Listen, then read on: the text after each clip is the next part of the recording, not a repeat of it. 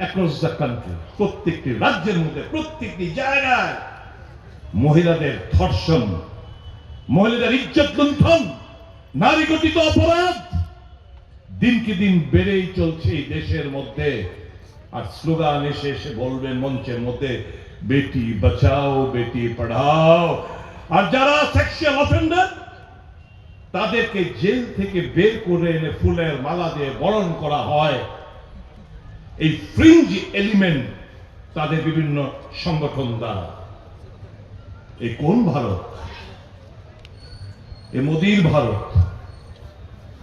ভারতীয় হিসেবে এখন পরিচয় দিতে লজ্জা বোধ করি।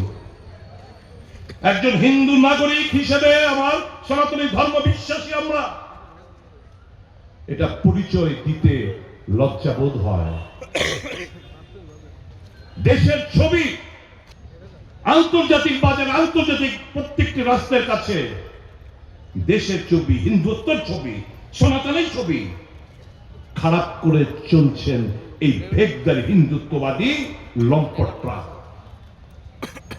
যারা শঙ্করাচার্যকে মানতে চায় না, যারা শঙ্করাচার্য সাথীদের টিকি ধরে টেনে অত্যাচার করে, যে শঙ্করাচার্যকে শাহী স্নান করতে দেয় না। প্রশ্ন করে তুমি শঙ্করাচার্য প্রমাণ করো।